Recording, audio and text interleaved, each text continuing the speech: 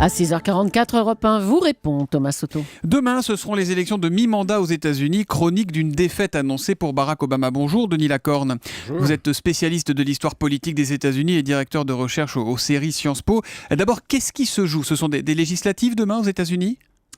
Tout à fait, mais c'est compliqué. C'est du local et du national sans être complètement national. C'est-à-dire qu'on va réélire tous les membres de la Chambre des représentants, 435, le tiers seulement des sénateurs, donc il y a un certain nombre d'élections qui ne vont pas avoir lieu dans les 2 tiers des États pour le Sénat, et puis beaucoup d'élections locales pour élire des parlements locaux et surtout les gouverneurs des États, et ça va être très important aussi. Et en quoi ça peut affaiblir durablement, comme on le lit et comme on l'entend, Barack Obama ?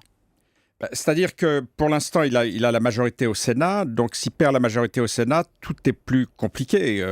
Il risque d'avoir, on aura ce qu'on appelle en France un gouvernement de cohabitation, ce qui veut dire que les grands projets qu'avait Obama pour une grande réforme de l'immigration, par exemple, ou une lutte conséquente contre le réchauffement climatique, tout ça risque d'échouer ou d'être bloqué ou d'être minimisé par les adversaires républicains. C'est ça la grande difficulté. On a un tweet de Samelio avec le hashtag un matin. Peut-il être dans l'impossibilité totale de faire voter de nouvelles lois en fonction des résultats ? Il n'y a pas la possibilité de gouverner par ordonnance, par exemple, pour lui ? Si, ça c'est une très, très bonne remarque. C'est-à-dire que face à l'incapacité de passer des lois, il pourra, par ordonnance, par décret présidentiel, il peut faire énormément de choses. Il l'a déjà fait dans le passé et il peut faire... Mais ça sera des réformettes, disons, plutôt que des grandes réformes. Et en même temps, il garde un droit de veto sur les lois. C'est-à-dire que si les républicains lui soumettent des voix qu'il ne veut pas, il peut les bloquer.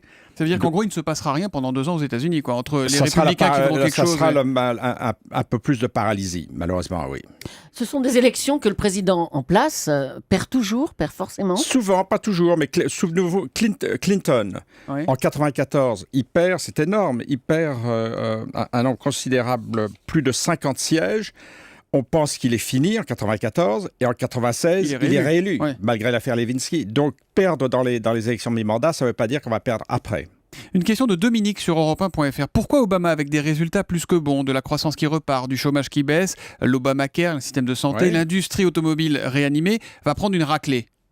Ça, c'est très juste et en même temps, c'est un exemple inquiétant pour la France. L'économie, le taux de chômage a baissé à 6%.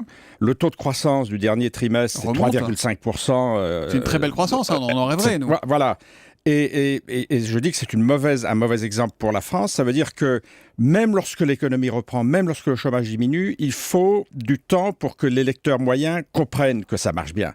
Et l'électeur moyen est inquiet, n'est pas sûr que la reprise a vraiment pris. Et en plus, l'électeur moyen constate que son salaire reste stagnant. Donc il y a une reprise, mais les classes moyennes n'ont pas encore la perception qu'il y a une reprise. Mais il y a un problème, Obama, il y a un rejet de la personne de Barack Obama aujourd'hui. Oui, il a beaucoup perdu de son charisme, en partie parce que lui-même n'a pas toujours pris des décisions qu'on attendait de lui, ou avec retard, ou avec lenteur, mais aussi surtout parce qu'il y a une campagne féroce de la part de l'opposition contre Obama, qui est dénoncé comme des tas de choses tout à fait abracadabrantes. On a jusqu'à ce qu'on lui reproche, par exemple, de ne pas être né aux États-Unis. Oui.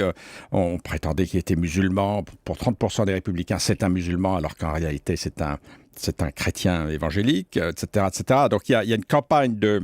Toutes ces rumeurs qu'on avait entendues au moment de son élection, ça revient en fait un petit peu. Oui, et puis en plus, on l'accuse de choses pour lesquelles il n'a aucune responsabilité. Ebola, par exemple, ou bien l'affaire du terrorisme de Daesh. Ce sont des événements dramatiques, mais Obama n'a aucune responsabilité directe dans ce type d'événement. Mais tout est bon pour l'opposition. C'est intéressant, vous parlez de l'État islamique, de Daesh. On a un tweet de Gérard aujourd'hui avec le hashtag un matin. Est-ce qu'il y aura des conséquences sur l'action des États-Unis dans les différents conflits où ils sont engagés en cas de perte de majorité ? Est-ce que ça peut changer la donne par rapport à ce qui se passe en Irak et en Syrie aujourd'hui ? Non, parce qu'en matière de politique étrangère, le président a énormément de pouvoir. Alors, il peut, mais il n'est pas obligé de solliciter le Congrès. On l'accuse quelquefois de ne pas avoir sollicité l'accord du Congrès, mais en réalité, c'est un des rares domaines où là, il pourra continuer à faire essentiellement ce qu'il veut, étant donné les pouvoirs de politique étrangère dont il dispose. Qui soutient encore Obama dans la population? Il y a des communautés particulières? Oui, c'est des coalitions. Les partis, c'est des coalitions. Qui soutient le plus Obama? Des jeunes femmes non mariées, le vote de la diversité, des ethniques, c'est-à-dire massivement les Noirs, les Hispaniques, les Asiatiques, les Juifs. Mais une minorité de Blancs seulement. Le vote républicain typique, c'est l'homme blanc qui a plus de 65 ans. Et malheureusement, c'est ce type d'électeur qui se mobilise dans les élections de mi-mandat, où le taux de participation est beaucoup plus faible que dans les élections qui ont lieu au moment des présidentielles. Denis Lacorne, est-ce qu'on peut dire que demain, en fait, avec ces élections de mi-mandat, c'est le coup d'envoi de la présidentielle américaine de 2016 ? Tout à fait. Et en même temps, il ne faut pas s'inquiéter. C'est-à-dire, ce qui va se passer aujourd'hui, que ça soit une défaite qui ne sera pas énorme, ça sera moins grave que celle qu'a connue Bill Clinton en 1994, ça n'aura pas d'impact vraiment sur les élections de 2016, mais qui commencent. On voit les candidats percer. Hillary Clinton se positionne. Elle a une vraie carte à jouer, Hillary Clinton, après 2 mandats démocrates, 2 mandats d'Obama. Oui. C'est encore jouable pour elle? Oui, surtout qu'elle n'aura pas, si elle est candidate, elle n'aura pas vraiment d'opposition, donc la période des primaires sera facile pour elle, alors que les républicains vont s'entre-déchirer. C'est qui? C'est Jeb Bush, par exemple, le frère Bush qui peut... Il n'a pas encore annoncé sa candidature, il pourrait le faire, et si jamais il se déclarait candidat, ce serait le plus dangereux pour Hillary Clinton. Alors que les autres, Rubio, Christie, etc., sont pas ou Perry, ne sont pas des candidats aussi dangereux pour Hillary Clinton. Donc elle a de bonnes chances. Encore une question sur Twitter à l'instant de Nicolas II. En cas de victoire républicaine, Joe Biden perdra-t-il sa place de vice-président? Y aura-t-il un remaniement? Non. Mais le président peut décider de changer de vice-président. Ça, c'est le président lui-même qui peut... mais non, il restera là. Il n'y aura pas de... Un dernier mot, Denis Lacorne, sur le budget de cette campagne électorale. 4 milliards de dollars lancés dans la bataille. CNN a fait les comptes. Il paraît que ça représente 10 fois ce que le gouvernement a mobilisé pour lutter contre Ebola. C'est incroyable. D'où vient cet argent? Alors, l'argent vient... on sait dans la moitié des cas, à peu près, ou un peu plus que la moitié, puisque maintenant la loi exige qu'on révèle ce qu'on dépense pour les campagnes électorales. En même temps, il y a une décision très étonnante de la Cour suprême qui dit qu'on peut...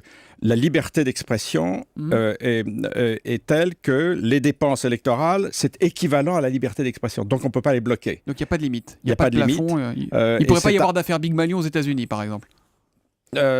Supposer que ça reste dans la légalité. Non, parce que il n'y a pas d'interdiction de dépenser ce qu'on veut. Alors ça vient aussi des Koch, les frères Koch par exemple. Il y a eu un bon article dans le Nouvel Observateur à leur propos, qui eux sont pour les énergies anciennes, le charbon, le gaz, qui sont tout à fait... ils soutiennent les républicains systématiquement. Les syndicats, eux, soutiennent massivement les démocrates. Voilà. Et 8 millions, à peu près 8 à 10 millions de dollars par sénateur pour une élection, pour une réélection, et 1 million de dollars pour un membre de la Chambre des représentants. Voilà le coût moyen d'une campagne. On aura les résultats mercredi matin, heure française, c'est ça? Pas sûr, parce qu'il peut y avoir, disons, dans le pire des scénarios, il peut y avoir des ballottages dans quelques États. Et à ce moment-là, s'il y a ballottage, le deuxième tour n'a lieu qu'au mois de janvier. Ah, d'accord. Par exemple, pour la Géorgie, ce sont des problèmes qui peuvent surgir. Et puis on sait que quand les Américains se mettent à recompter les voix, ça peut prendre du temps. Aussi. Il peut y avoir des recomptages obligatoires dans certains États. Merci beaucoup, Denis Lacorne, d'être venu en direct sur Europe 1 ce matin. Vous êtes, je le rappelle, le spécialiste de l'histoire politique des États-Unis et vous publiez La diplomatie au défi des religions, tension, guerre, médiation. C'est publié chez Odile Jacob. Merci, bonne journée. Ouvrage collectif.